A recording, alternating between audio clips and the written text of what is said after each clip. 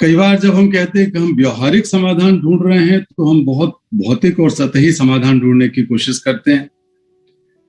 और जब हम व्यवहारिक समाधानों की तह में, उसकी बुनियाद में, उसकी आत्मा में एक दर्शन को, अध्यात्म को और एक शुद्ध विज्ञान को ढूंढने की कोशिश करते हैं या उसमें समावेशित करते हैं, तो व्यवहारिक समाधान भी चिरस्थायी होते हैं।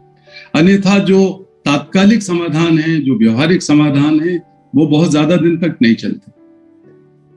जब ये लेख मैं लिख रहा था, उसको पुस्तिका के रूप में या पुस्तक के रूप में आप कहिए, तो मेरे मन में यही विचार आया था कि ये जो कोविड-19 का संकट है, अगर इसको सिर्फ स्वास्थ्य का संकट या आर्थिक संकट मान के चला जाएगा और समाधान भी उस तरह ढूंढे जाएंगे, तो ये स्थायी समाधान नहीं होंगे।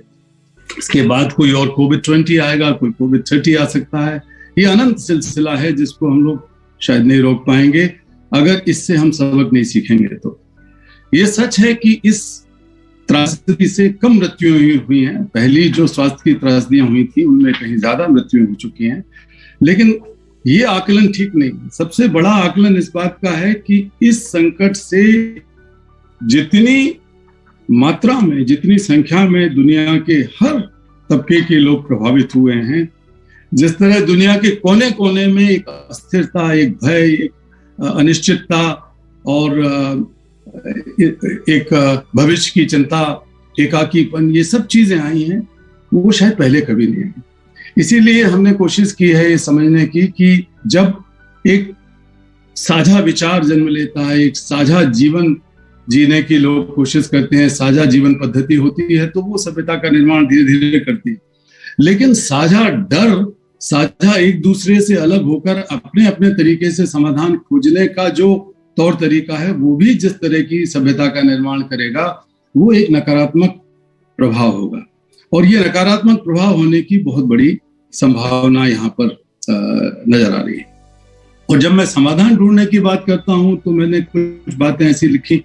उदाहरण के तौर पर दुनिया ने 17,000 अरब डॉलर पिछले सितंबर तक ये सुनिश्चित किए थे कि वो इस संकट से उबरने के लिए खर्च करेंगे।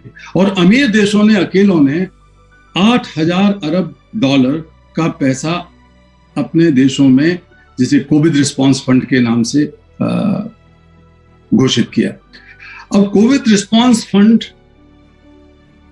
के उस पैसे के 99% से ज्यादा भाग को अपने बैंकों के लिए, अपने व्यापार व्यवस्था के लिए पटरी पर लाने के लिए घोषित हुआ।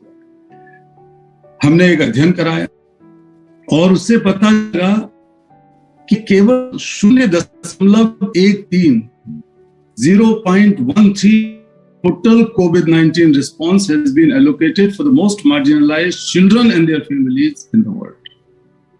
तो अब हमें, अगर हम एक आईने के सामने खड़े हो के इसी अगर फिगर को देखें, इस आंकड़े को देखें, तो लगता है कि कहीं ना कहीं समाज में जो अन्याय व्याप्त था, कहीं ना कहीं एक क्रूरता व्याप्त थी, करुणा का अभाव था, न्याय का अभाव था, वो अभाव यहाँ एक चीज में परिलक्षित हुआ। ऐसे बहुत सारे उदाहरण दिए जा सकते हैं।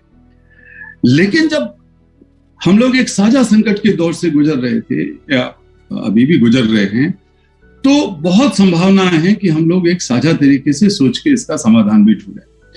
और ये समाधान व्यवहारिक होने के लिए हमने कुछ काम किया। मैंने व्यवहारिक तौर पर भी कुछ काम किया। मुझे लगा कि इस पूरी चर्चा में, इस पूरे डिस्कोर्स में बच्चों को कहीं ना कहीं पीछे रखा गया है। लोग सोचते थे, क्योंकि स्वास्थ्य का जब संकट की बात चली तो ये लगा कि जो बीमार लोग हैं, बूढ़े लोग हैं, जो पहले से किसी गंभीर बीमारी से ग्रसित हैं, उन पर ही इसका सबसे ज्यादा असर पड़ा। ये सच है कि सबसे ज्यादा मृत्युएं भी उसी तरह की 60 की उम्र से ऊपर के लोगों की हुई, या हृदय, शुगर वगैरह से जो लोग परेशान थे, इन रोगों से परेशान थे, उनकी मृत्यु ज्यादा हुई। तो वो ठीक है कि हम स्वास्थ्य की दृष्टि से, वैक्सीन की दृष्टि से प्राथमिकता उस वर्ग को देंगे क्योंकि वो सबसे ज्यादा प्रभावित था।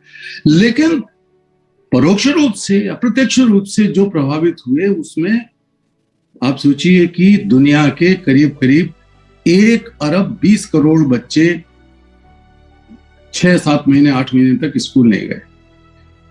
और जब जब बहुत लंबे समय तक स्कूल बंद होते हैं, तब ये देखा गया है, चाहे वो पुरानी महामारियों के समय में हुआ हो, चाहे कुछ इलाकों में युद्ध या उनके अपने जो इंसर्जेंसीज हैं उसके वजह से हुआ हो, चाहे हड़ताल कर दी हो शिक्षकों ने उसकी वजह से हुआ हो, तो एक बड़ी संख्या में बच्चे स्कूल में वापस नहीं लौट पाते हैं।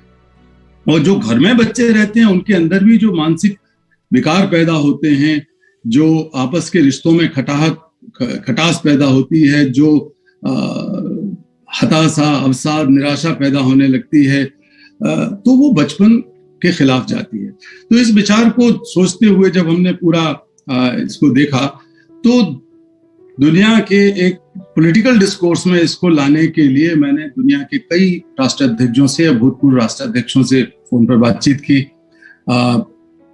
दर्जनों नोबेल पुरस्कार विजेताओं से बात की, केवल शांति पुरस्कार विजेताओं से नहीं बल्कि अर्थशास्त्रियों से और साहित्य के और बाकियों को भी।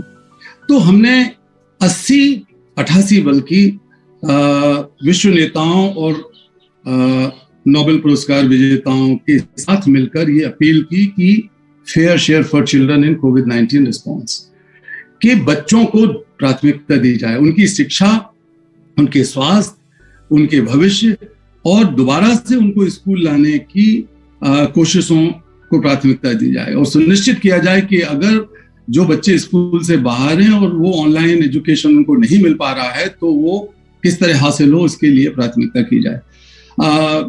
मैंने और मेरे और मित्र नोबेल पुरस्कार विजेताओं ने बहुत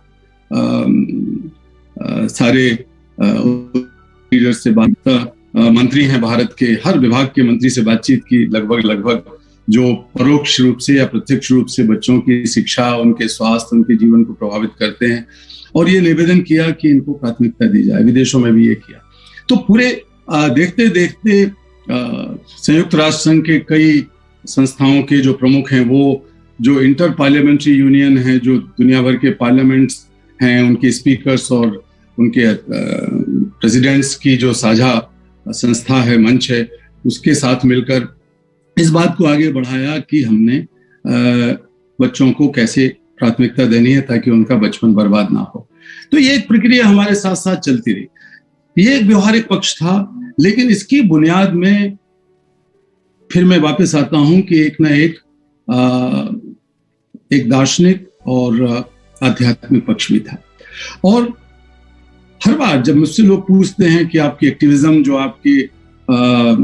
आपका काम है, आपका आंदोलन है, आपकी संस्थाएं हैं, आपका संघर्ष है, उसके पीछे कौन सी बात है, तो मैं हमेशा कहता हूं कि मैं सोच नहीं पाता कि उसके पीछे कौन सी बात है, क्योंकि जब मैंने इंजीनियरिंग की पढ़ाई की और इसके बाद यूनिवर्सिटी में पढ़ाया, और उस के दौरान भी कई आंदोलनों में भाग लिया।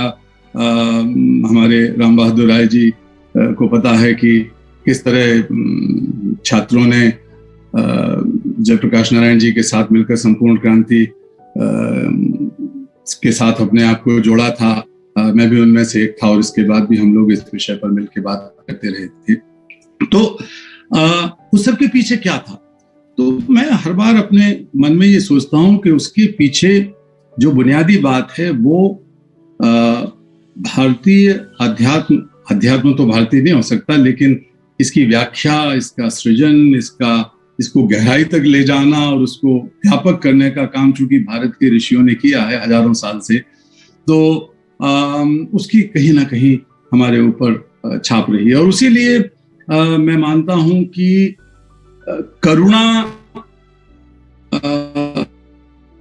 हमारी सकारात्मक और रचनात्मक सभ्यता के निर्माण का आधार है। हम लोग ग्लोबलाइजेशन के पीछे भाग रहे हैं, सारी दुनिया ही भाग रही है। सारी दुनिया इस बात को जानती है कि अगर टेक्नोलॉजी का ग्लोबलाइजेशन हो जाए, व्यापार का, बाजार का, निर्माण का, वस्तुओं का उत्पादन का ग्लोबलाइजेशन हो, तो शायद दुनिया में सुधार आ सकते हैं। उसका नतीजा हमने देखा है, उसके कई नतीजे निकले हैं। अगर कोविड-19 पेंडेमिक को भी इसके साथ जोड़ा जाए तो कहीं ना कहीं हमारी वही गलतियां हैं जहां हमने कोई एक चीज मिस कर दी है। और मेरे विचार से जो चीज हमने मिस की है वो करुणा है। मैंने इस किताब में भी लिखा है कि जब हम किसी के दुख दर्द को देखते हैं तो हमारे मन में कुछ अच्छे भाव आते हैं। एक इंसानियत के नाते दुख होता है, तो वो दुख एक बहुत ही बाहरी सतह है जिसको हम लोग सहानुभूति कह सकते हैं कि किसी के प्रति हमने सहानुभूति प्रकट कर दी जो हमारे मन में उपजी और हमारा काम पूरा हो गया।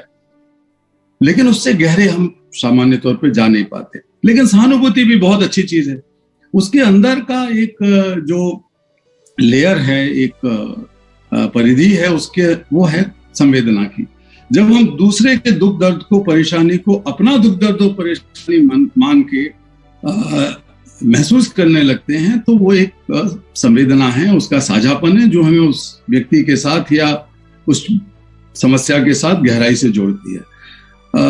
चाहे वो मनुष्य हो, चाहे वो पशु पक्षी हो, चाहे वो प्रकृति हो, अगर हम संवेदनशील हैं तो अगर हमारे प्रकृति का विनाश भी हो रहा है या मनुष्यता का विनाश हो रहा है तो वो हमें जोड़ती है।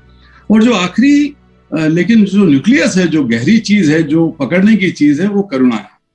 और करुणा इसलिए अलग है और उसमें एक गतिशीलता है, उसमें एक डायनामिज्म है। करुणा में एक इनिशिएटिव लेने का, इनोवेशन करने का एक मादा है, एक साहस है उसके अंदर, एक नेतृत्व करने की बात है उसमें। क्योंकि जब हम दूसरों की परेशानी को अपनी परेशानी की तरह महसूस करते हुए उसके निवारण की वही कोशिश करते हैं जो हम अपने परेशानी के निवारण की कोशिश करते हैं, अपने दर्द के निवारण की कोशिश करते हैं, तो वो भाव करुणा का भाव है जो हमें आगे बढ़ के समस्या का समाधान करने के लिए प्रेरित करता है।